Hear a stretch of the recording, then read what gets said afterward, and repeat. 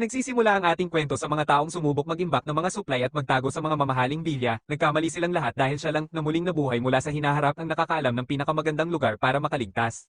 Sa ikaapat na palapag, bigla siyang napabalikwas ng upo, ngunit marahas siyang hinayla pabalik ng kanyang seatbelt. Sa totoo lang, talagang nakakagulat yun. Humihingal siya habang ang kamay ay nakadiin ng husto sa busina ng kotse, habang ang isa naman niyang kamay ay automatikong napahawak sa kanyang leeg.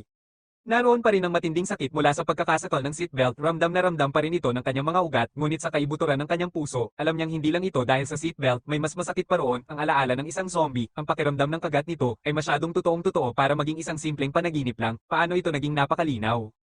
Binitiwan na niya sa wakas ang busina at bumalik ang katahimikan. Hindi naman pwedeng maging ganoon katotoo ang isang panaginip, hindi ba? Sinuri niya ang oras, ika-20 ng Hunyo, 58 minuto pasado alauna ng hapon, naaalala niya ito ng buong buo sa pangitaing iyon.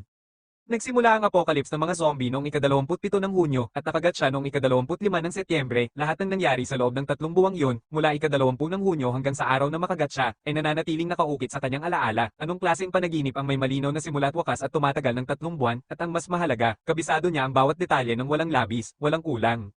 Tumingala siya at nakita ang construction site ng isang industrial warehouse na kanyang ipinapagawa. Ang init ng panahon ay talagang hindi na madaing, kung ang naranasan niya ay hindi panaginip. Sa loob ng eksaktong 5 minuto, ang kanyang kliyente, na hindi naman kailanman tumatawag sa kanya, ay tatawag para sabihing naaprobahan na ang bayad sa construction. Hihilingin din itong ilipat ang trabaho sa night shift para maiwasan ang nakakapanghinang init ng araw.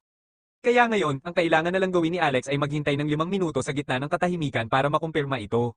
Siguradong iyon na ang pinakamahabang 5 minuto sa kanyang buhay, kahit ang malakas na aircon ng kanyang truck ay tila sumuko na rin sa tindi ng init ng sandaling iyon, tumutulo ang malalaking butil ng pawis mula sa kanyang buhok at balat, basang-basa na rin ang kanyang suot na sando. Alam niya sa sarili niya na kung hindi lang gumagana ang aircon ng kanyang upuan, baka tuluyan na siyang nagpanik. Nang sumapit ang 2:03 PM, naramdaman niya na tila may nabunot na tinik sa kanyang dibdib. Sinabi niya sa sarili na tapos na ang takot, wala nang dahilan para takutin pa ang sarili ng walang rason. Pinunasan niya ang kanyang pawis at kinuha ang telepono para mag-scroll muna ng mga video. Biglang umilo ang screen ng cellphone sa kanyang kamay, isang tawag mula sa kliyente.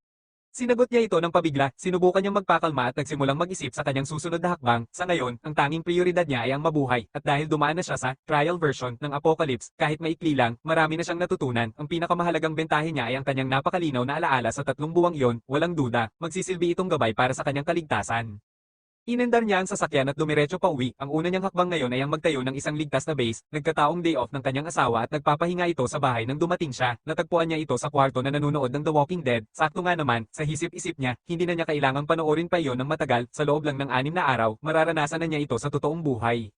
Ginugol ni Alex ang sumunod na 40 minuto sa pagsubok na patunayan ng dalawang bagay sa kanyang asawa. Una, na hindi siya baliw, at pangalawa, na wala siyang balak na iwan o makipag-divorce rito. Sa huli, na natiling kumbinsido ang asawa niya na nagbibiro lang siya ng kakaiba. Sino ba naman kasi ang gagawa ng ganyang kwento para lang magbiro? Kung ang mga screenwriter ay binabayaran para mag-imbento ng kwento, siya naman ay hindi ganoong klaseng tao para magsinungaling ng ganoon ka detalye. Ipinaalala niya rito na kasalukuyang 3:30 PM at nagbigay ng isang tiyak na hula sa eksaktong alas 4 ng hapon, tatawag ang ina nito, sasabihin ng biyenan niya na nasira ang gripo sa kusina at humahampas ang tubig sa kung saan-saan. Sinabihan siya ng kanyang asawa na huwag mag-imbento ng kalokohan. Nasa tindahan daw ang ina nito buong hapon, ngunit ang hindi nito alam, nawala ng kuryente sa mall, kaya umuwi ito ng maaga.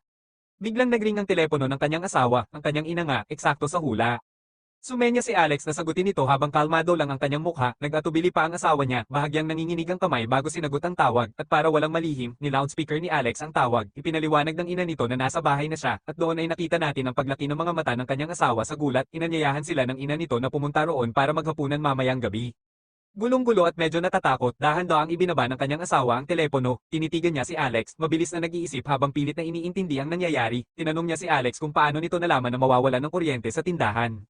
Sinabi ni Alex na huwag itong mag-alala, kung hindi pa rin ito naniniwala, may kasunod pa. Hinulaan niya na pagkalipas ng 30 minuto, tatawag muli ang ina nito. Sa pagkakataong ito, ang tawag ay para kumpirmahin na tuluyan ng sumabog ang gripo sa kusina. Nang walang pagmamadali, binuksan ni Alex ang kanyang laptop at nag-login sa isang lokal na forum. Nagsimula siyang maghanap ng mga survival guide at mga plano para sa emergency para tingnan kung ano pa ang pwede niyang matutunan.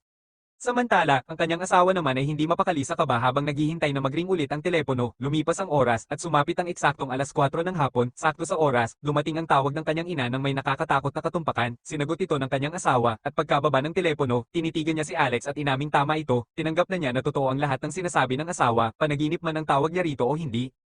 Pagkatapos ay itinatanong na niya ang pinakamahalagang bagay, ano ang nangyari sa kanyang mga magulang at kapatid.